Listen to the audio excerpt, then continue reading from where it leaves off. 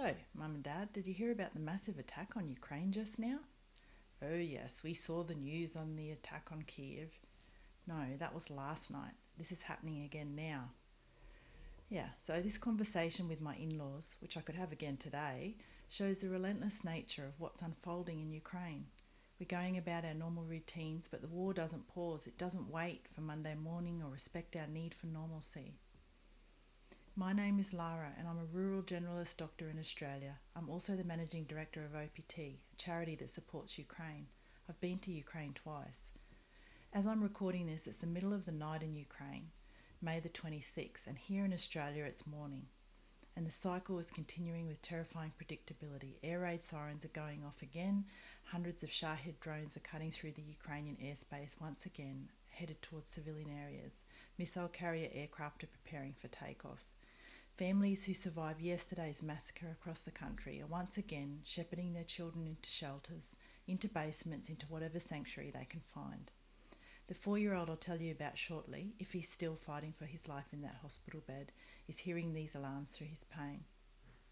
2 massive attacks hit Ukraine over the 24th and 25th of May, and as I record this, more is coming. The second one devastated around 30 cities across the country, not military targets near front lines, but civilian areas, residential buildings, entire communities. These aren't just statistics, these are places that I walked through just weeks ago. Kiev region, where at least 4 people died and 16 were injured, including 3 children. Zhytomyr region, where 3 children aged 8, 12 and 17 were killed. In Mykolaiv, a drone hit a 5-storey residential building, collapsing 2 floors entirely. And there's more. Over 30 cities were targeted, and there's more coming right now. On May the 25th alone, 69 missiles and 298 Shahed drones were launched deliberately at civilian targets.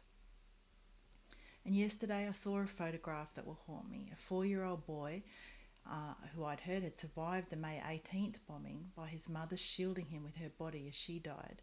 But now he's fighting for his life in hospital. The survivors continue filling hospital beds while Ukraine's healthcare system strains under the impossible pressure. And this is Putin's strategy, what one analyst called attempting to crack Ukraine from the inside. When Ukraine strikes, they target military infrastructure, but when Russia strikes, they target sleeping children. Despite what some might assume, Russia isn't winning. According to a recent Washington Post report citing US, European and Ukrainian officials, Russia's battlefield advantage is actually waning. In 4 years of war, Russia occupies only 18% of Ukraine, less than they held at the beginning, and each metre of territory is costing them thousands of lives and massive equipment losses. The Russian State Duma Defense Committee member Viktor Sobolov recently revealed their true goal, creating a unified state that would forcibly absorb Ukraine and Belarus.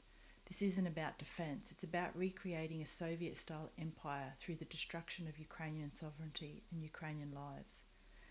Okay, so what has this got to do with Australia? Well, this shocked me and hopefully shocks you too. Australia's been revealed as the single biggest buyer of Russian oil this past year, $5.5 billion worth, laundered through refineries in India and Turkey. Whilst we banned direct Russian oil imports in 2022, we've been funding Putin's war machine every time we fill our tanks. Every time you buy fuel from most outlets, you're potentially contributing to the missiles that killed the children in Zhytomyr and in other places. It's not guilt-tripping, it's simply the brutal mathematics of global oil markets. So what can we do right now? Well, first, choose where you fuel up. So Ampol is currently the only major fuel company that's publicly guaranteed that they don't use Russian oil, sourcing instead from Southeast Asia, Africa, North America and the Middle East. Until other companies can guarantee Russian-free supply chains, make the conscious choice. Second, use your voice. Write to your local MP.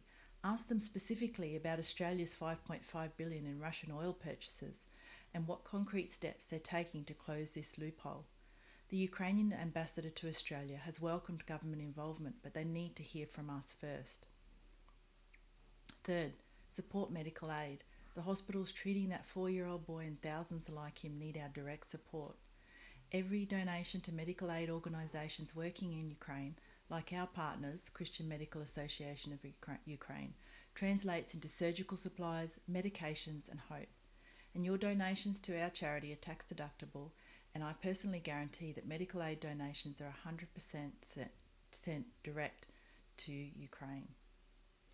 So as I finish writing this, it's the middle of the night in Ukraine, and air raid sirens are sounding. Hundreds of Shahed drones are in the air, missiles are on their way, and families are rushing to shelters again.